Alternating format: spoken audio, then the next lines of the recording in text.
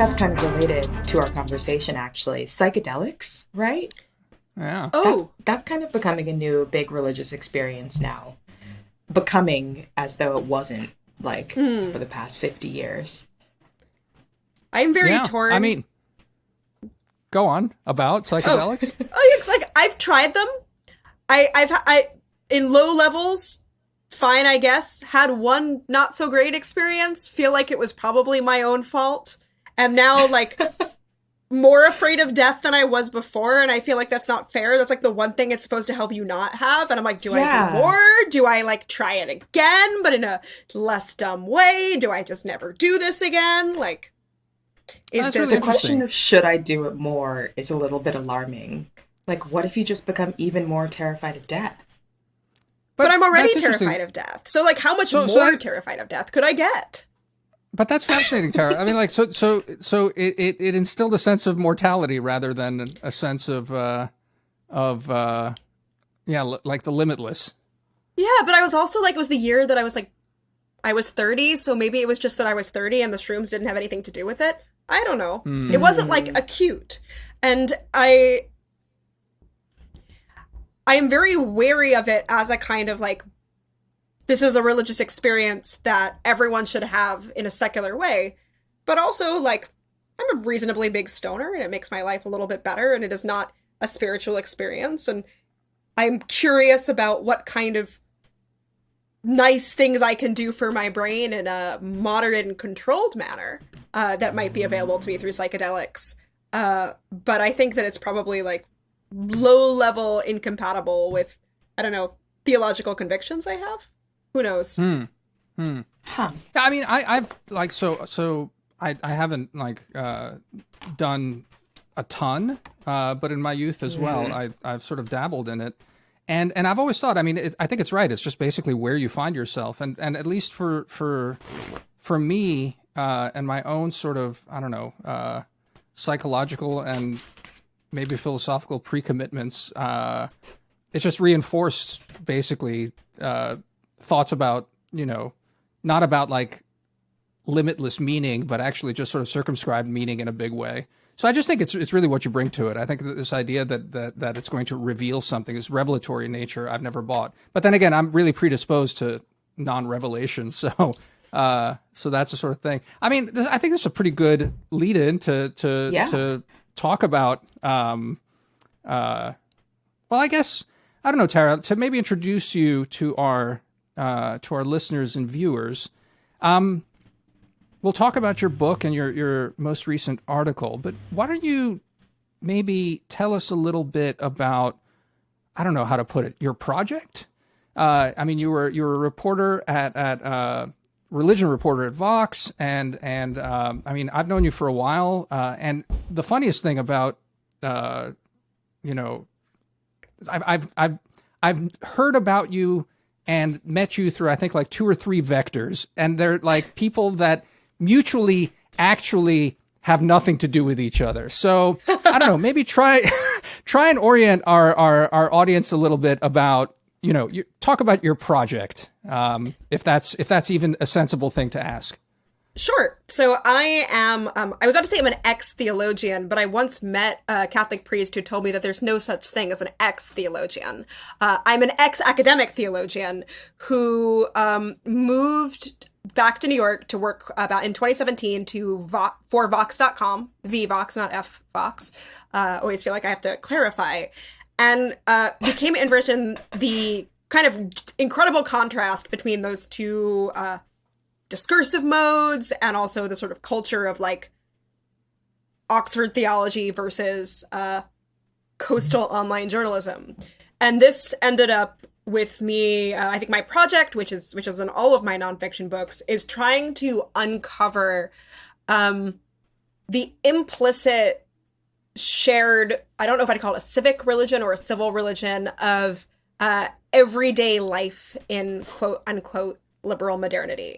What are the metaphysical, moral, and ethical assumptions encoded in a ostensibly secular culture? And my first nonfiction book, Strange Rites, looked at that from a more sociological perspective. What does religion look like in the age of the internet? And what does religion for the religiously unaffiliated look like?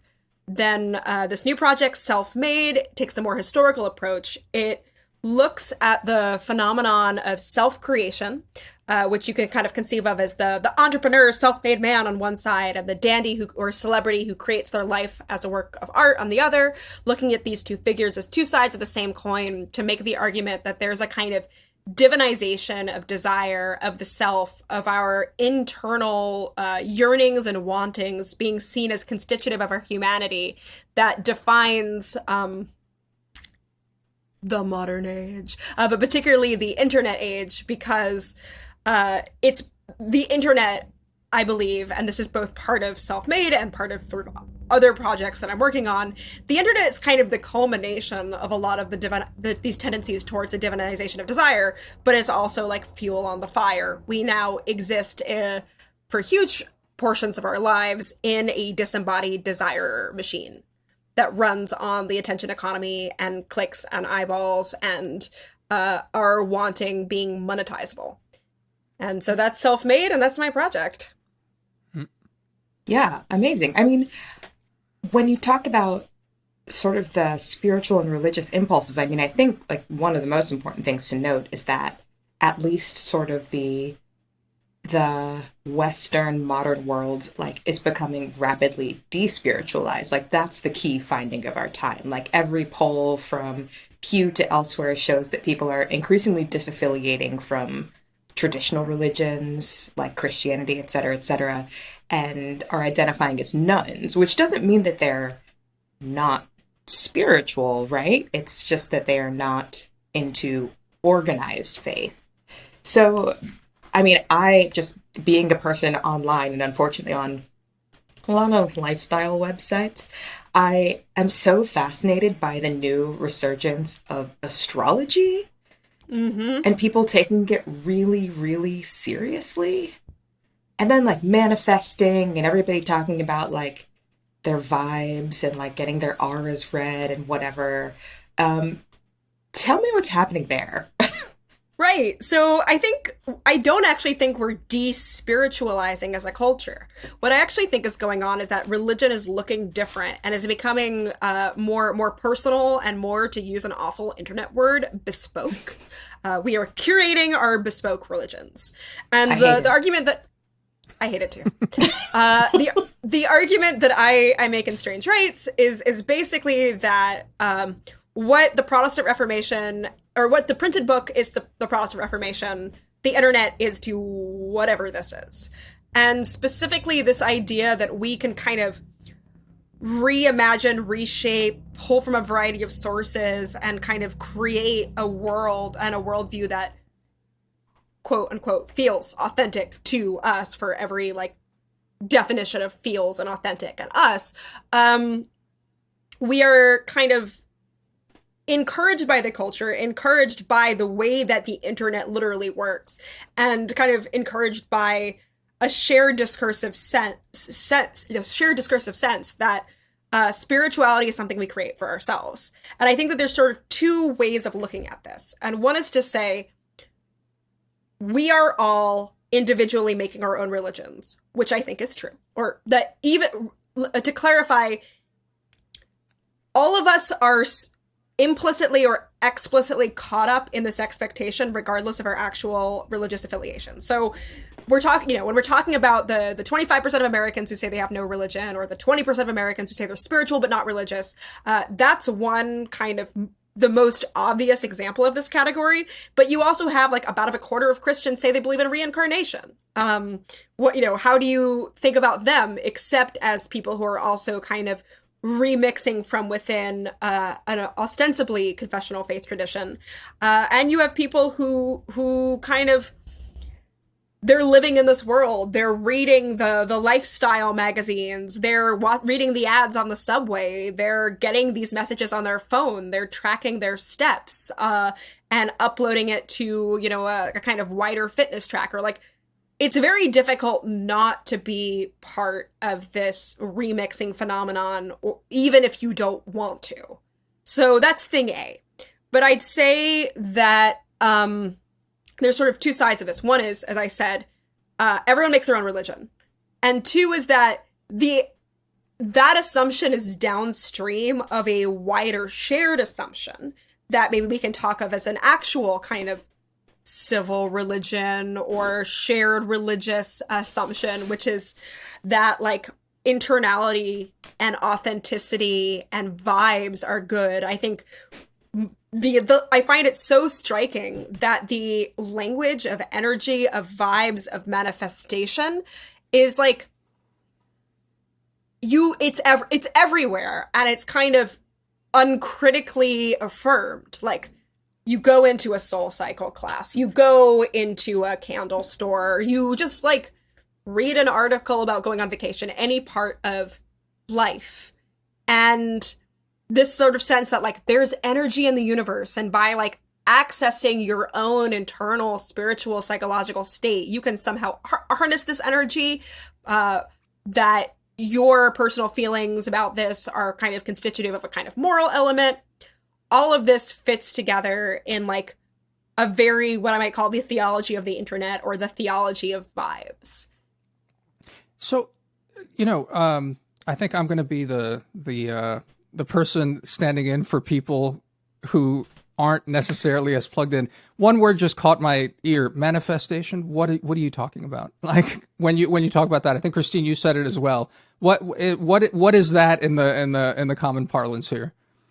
It's difficult to believe that you aren't manifesting daily, Damir. Like, come on. Perhaps I'm not. The other thing is I've never been to a soul cycle. I had no idea that soul cycle was spiritual, but now looking at the name, it's in the name, Damir. How did I fucking miss it? Yeah. So it's not called body cycle. Body cycle, clearly not. Not called historical materialism cycle. Should be. I'd join that gym. No, but look. So I guess you can help me with that in some way. But I guess the other question, again, as a cranky older person, I think your book is great insofar as that it traces exactly how this wends through America. And like, you set it up as, sort of a European approach to the self-made thing and then the American thing. And I think that's spot on.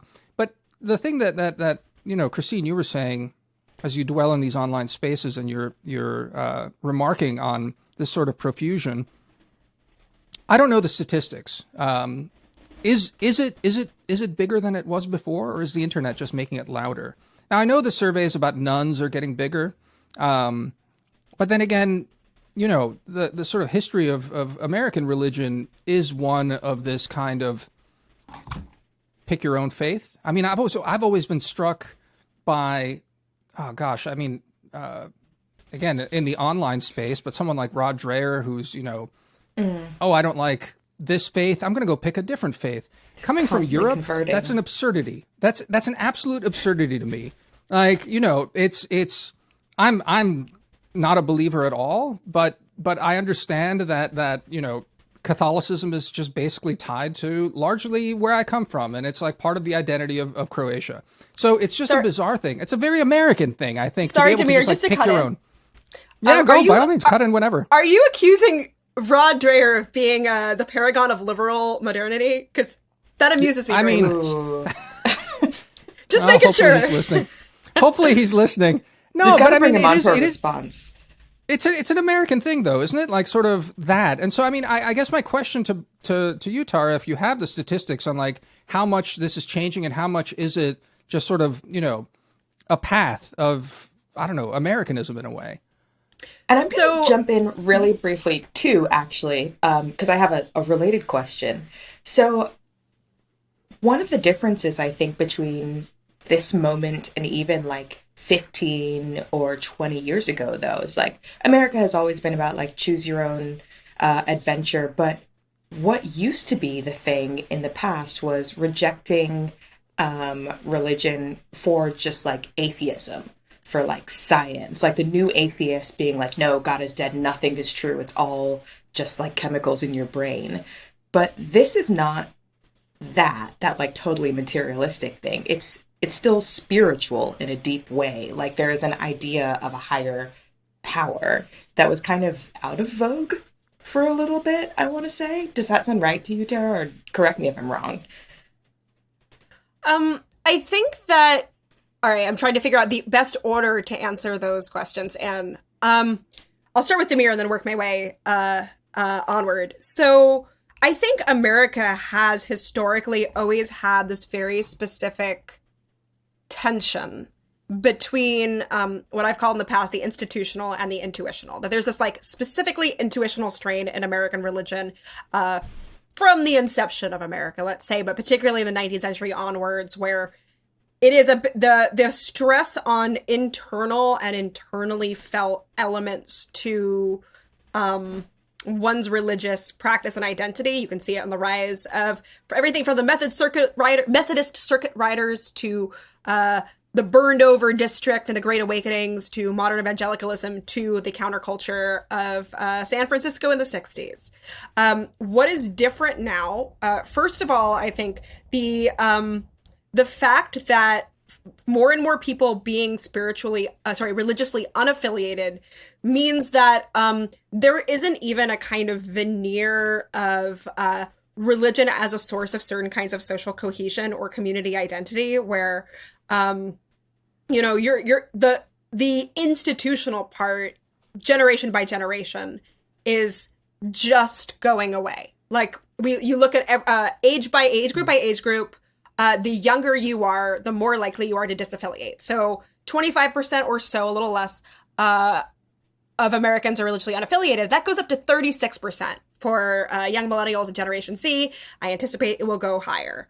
And what that kind of means, I think, when we combine it with, and I think I'm not sure how you would find the statistics for what internet vibes mean, but a kind of culture where so much of our lives is disembodied and is governed by networks of voluntary association, communication with people that you kind of have something in common with, and fewer resources and institutional pulls on kind of knowing people in meat space that you have this sort of one thing in common with, regardless of your personal beliefs about it. Like a question, there's sort of two questions. And one is do people believe more or less than they did 100 years ago? And one is what is the experience and impulse of the person who's not entirely sure what they believe internally, but might 50 years ago have showed up,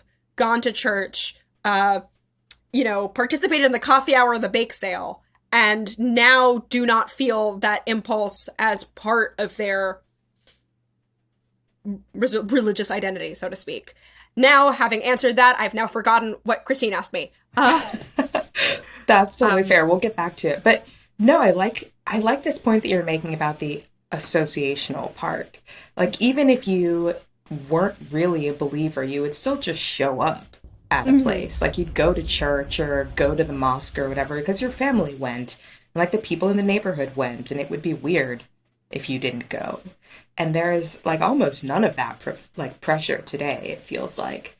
But at the same time, there's an opposite pressure that people want that still in a way, but they don't trust the old sources of religion.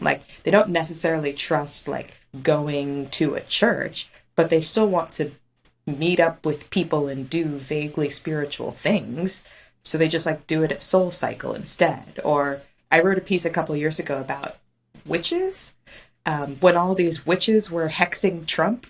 Yes. In 2017 witch season. 2017? Yeah. And it was oh, well, I don't want to go to church, but I meet up with my coven in DC every week. And it's okay, so you go to witch church, I guess.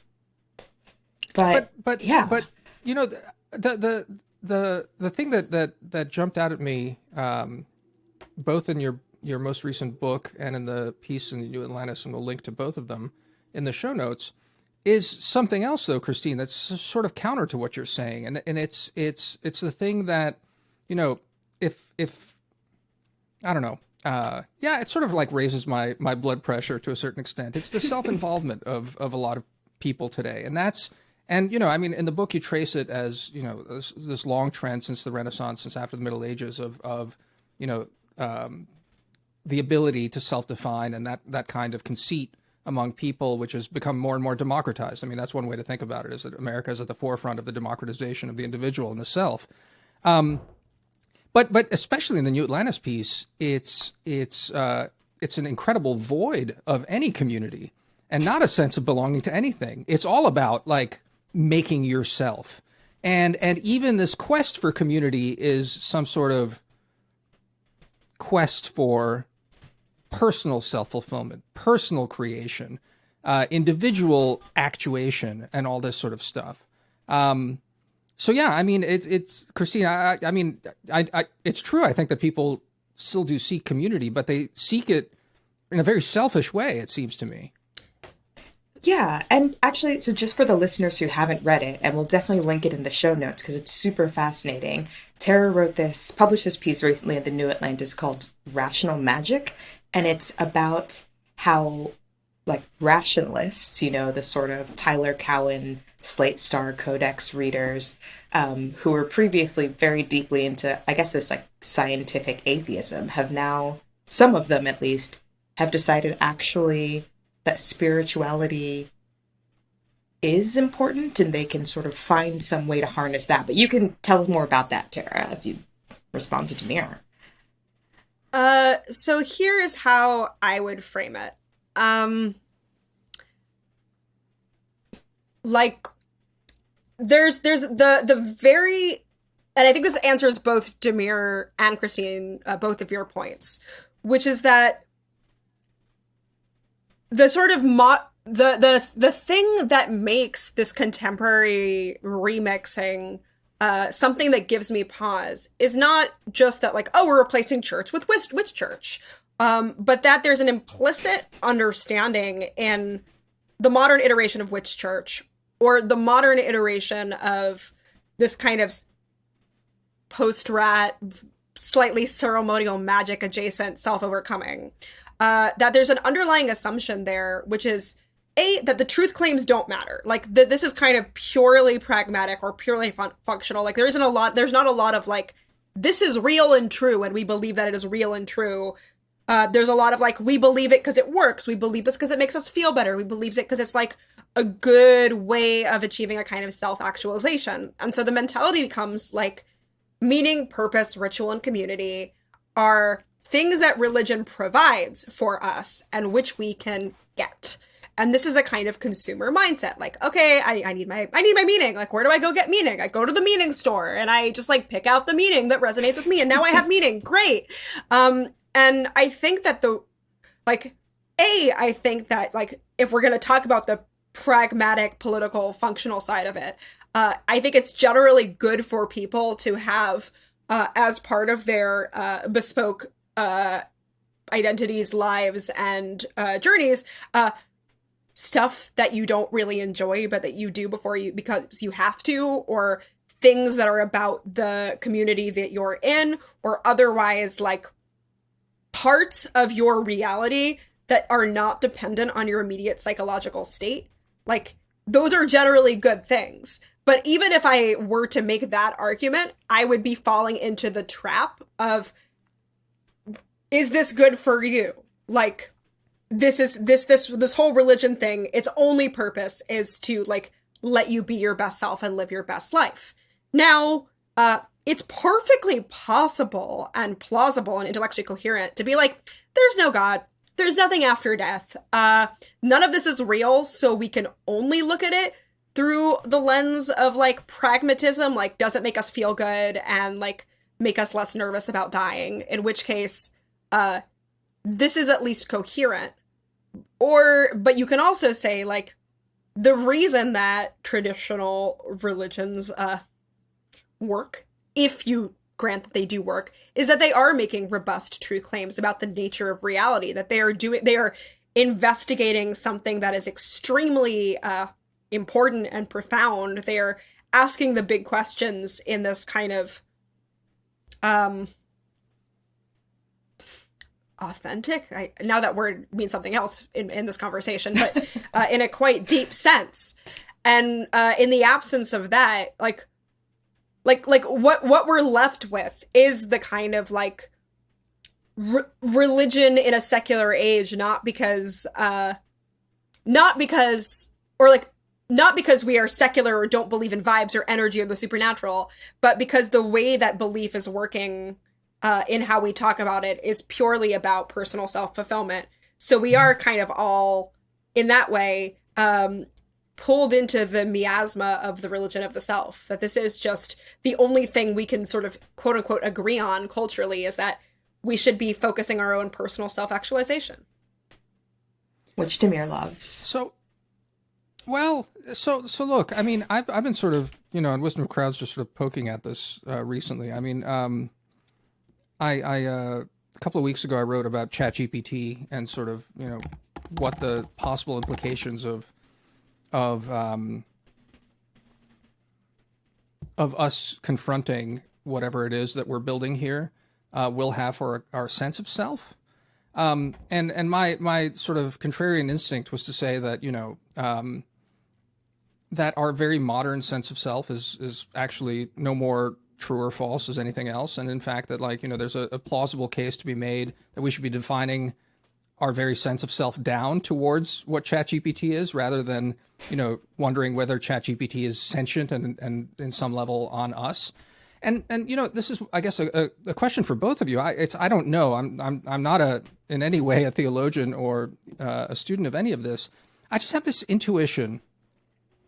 And again, in the most recent essay I was writing about therapy, I have this intuition that, again, Tara, taking all your points about, this self-actuation going back a very long time as a trend, but nevertheless, even reading your book and looking at the sort of, early Renaissance examples, I kept wondering whether, even in trying to understand them, we actually have no access to the level that the self or the concept of the self existed back then, even for the iconoclasts back then who really were trying to fashion, a certain kind of individualism, let's call it. And that maybe really what we're talking about is, again, some sort of like final spasm of toxic Freudianism right now that we're experiencing right now. And so you have, the decline, especially in America, of organized religion, that sort of the ability to truth claims, as you said it, that like grounds people. But that what you're describing right there about this, your own sort of, push and pull, and trying to confront people sort of self-actualizing themselves, that I wonder if you're not sufficiently skeptical about the limits of what we think is ourself at this point. I think we've as collectively, I mean, and you sort of can't you can't run away from it when you're living in this society. It's just everything's encoded in the way we think about ourselves. But I'm constantly struck by this kind of, pressure and necessity to like tend to the self as if it's clearly the only thing that we know anything about. And I wonder if that's just completely wrong.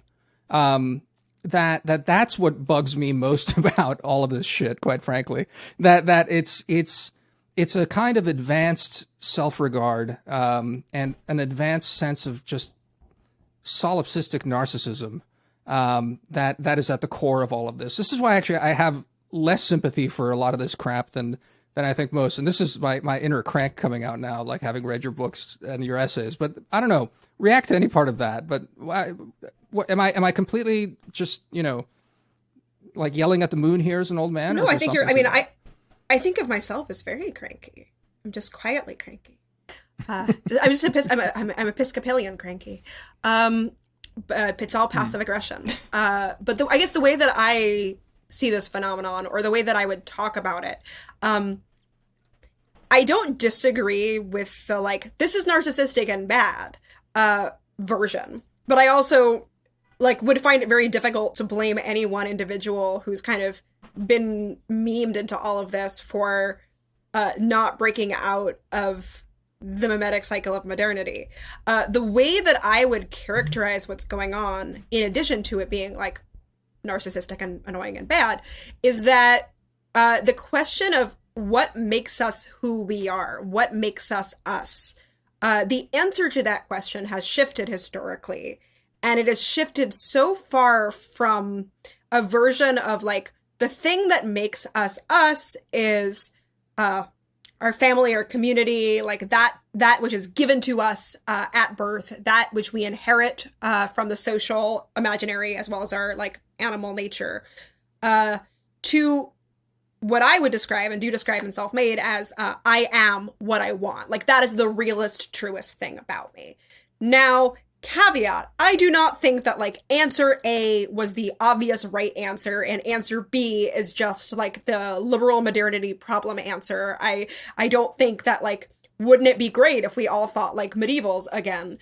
Precisely because I think the best in the self-making tradition, the thing that should be preserved, which is also something that I see in like the best of the Christian tradition for what it's worth, is a sense that who we are is not reducible to the interlocking lattices of social identity or reducible to the animal part of ourselves that will decay and die. So I think that like the medieval or a broadly pre-modern conception that privileges the notion of ourselves and our identities as being fundamentally received. We are where we were born, we are families, we are communities, we are that which we inherit, is incomplete. And I think the best in both the liberal tradition and also, for what it's worth, the Christian tradition is this, I sense that there is something irreducible about us that is distinct. There's a kind of dignity to our usness that has to do with our, ability to conceive of, I'm thinking of Hamlet again, like bounded in a nutshell and king of infinite space. Like there is something special there that does make us us. That part, I am on board with that part. I like that part. Where I think that tendency has gone, which is to say the pendulum swinging way too far the other way, is a kind of conception of the self that says like all of these other things that I inherit, my community, my society, these are custom. These are arbitrary. These are coincidence. Like there's like a whole Enlightenment like genre of book that's just like everything is just custom. Custom is bad. Let's cut the leading strings of custom. Custom is just dumb arbitrary stuff that's not real. There's no ontological weight to it. And I think that once we kind of get rid of that, what ends up happening historically, and you see this in both the kind of what I call the European aristocratic and American democratic visions of self-making, is that it becomes like there's something that's sort of innate and also sort of worked for that makes certain people have this specialness. And this specialness, it does get democratized eventually from the like genius self-creator to everyone, but it has to do with this sort of divinization of desire. Like you want it badly enough. You harness the energy of the universe, which is the closest thing we have to a kind of divinity in this schema. And suddenly the act of wanting, the act of being like, I want to be rich. I am manifesting my like hot, wealthy, healthy future self and like bringing that down from the heavens by vibing with energy. And there's a sort of whole long story about how this is often tied up with like spiritualism or occultism, and like I'm gonna sound like a crazy conspiracy theorist if I give you the short version, but I promise the long version in the book makes sense. That like often these conceptions of the self as having certain kinds of powers are bound up with spirituality outside of organized religion, say. And it gets us to a point somewhere like after Nietzsche and like around Hollywood, or maybe all the way by the time we get to Warhol, of like, you decide to be who you are. And the act of deciding, the act of choosing, which is downstream of desiring, is the thing that makes you you. And that is something that I think is a little like, I can see its appeal. And I can see that it is in fact preserving the thing that I think is good, which is like, you are unique and your you-ness is special, and your you-ness has to do in part with things that nobody else could like understand or even access because of the incredibleness that is the human psyche. But when you kind of look at that in isolation and say that one part of you is what makes you you, rather than like, isn't it weird how human beings have that and also have bodies and communities, and like working together to reconcile all of those things is what makes us us.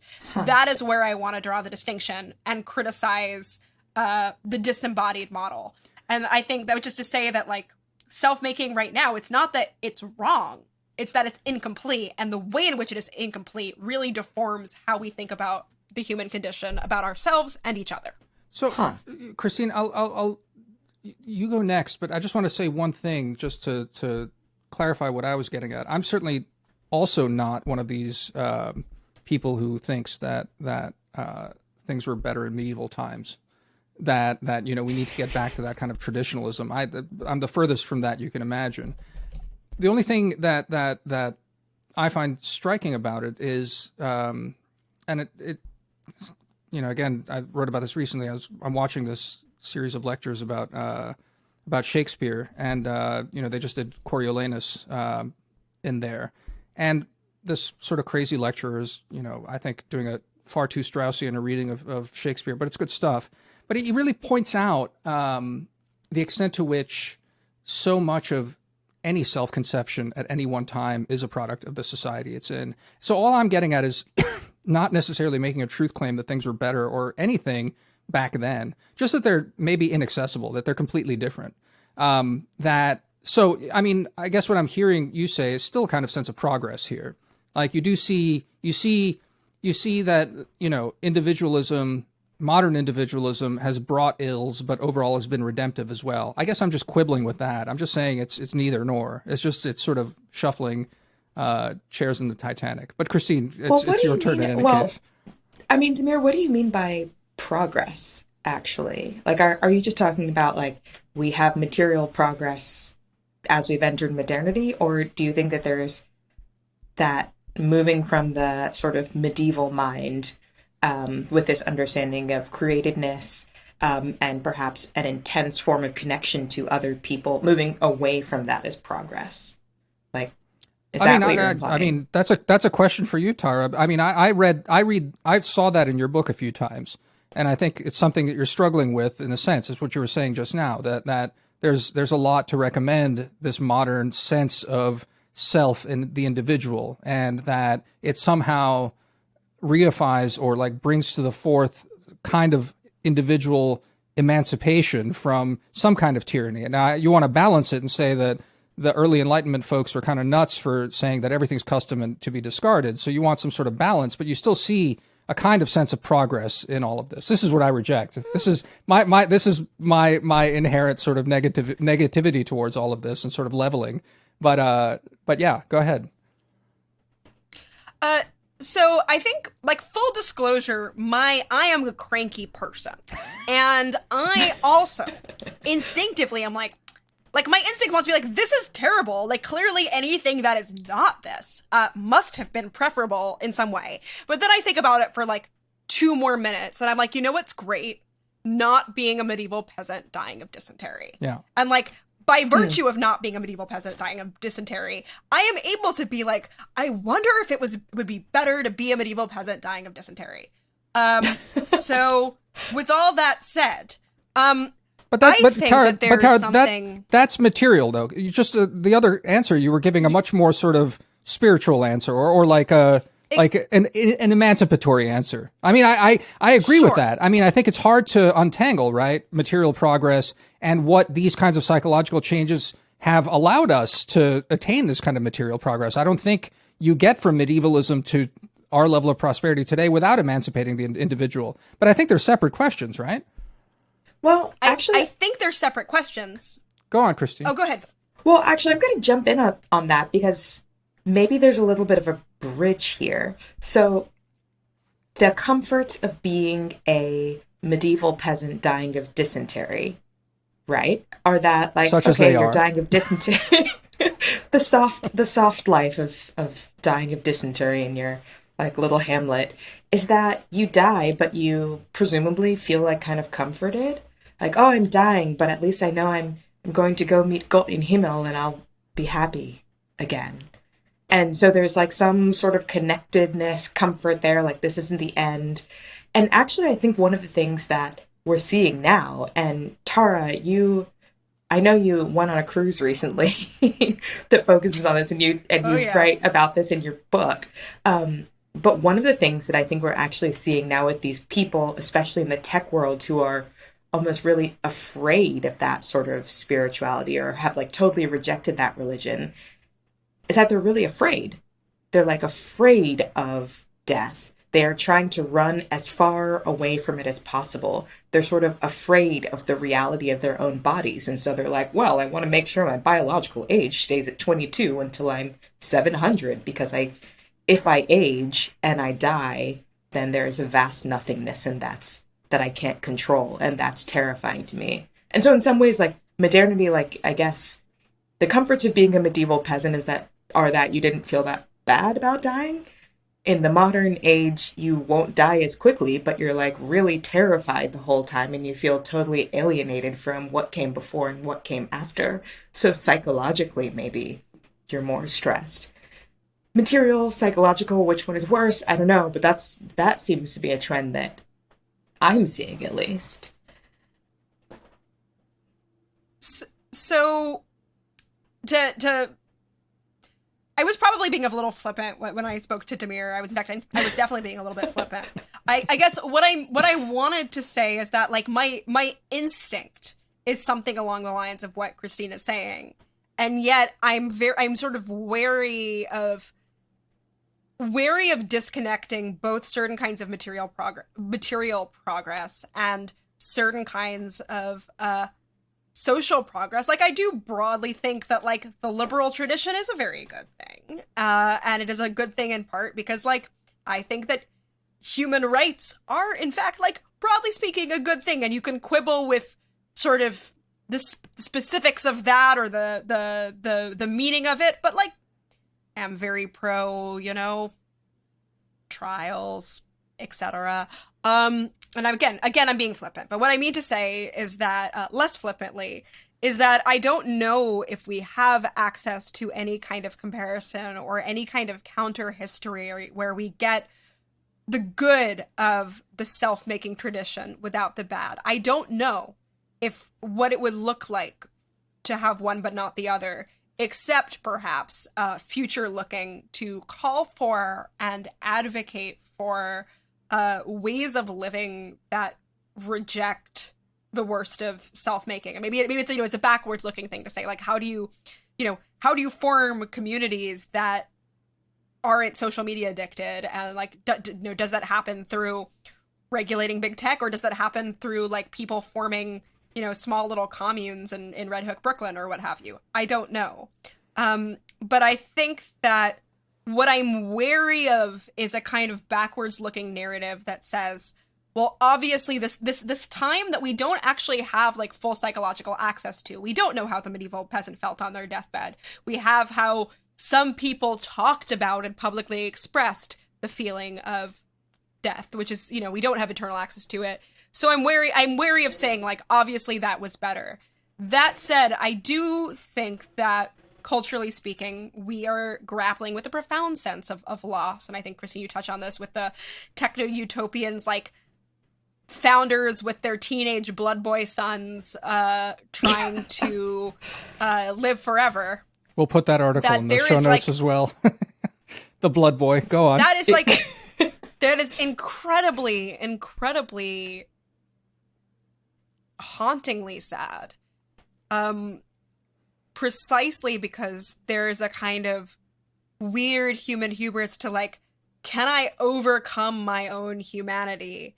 We could I was at a research for work, a rationalist solstice a few years ago, maybe 2018, and the whole kind of like structure of this like religious service was death is inevitable. You will die. There is nothing after death. It's really awful. But maybe if you make money and donate it to transhumanist causes, one day other people can live forever. Wait. And that was like the note of hope.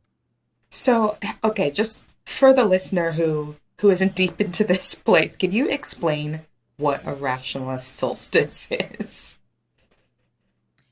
So it was rationalist adjacent. It was something called secular solstice. It was what it sounds like. It was like a mix of like Monty Python songs, if I remember correctly, and I want to say there was the Beatles, and it was like it was like a Hanukkah with the candles, except the candles were going out one by one as you got rid of all your illusions about hope and the universe and life after death and God.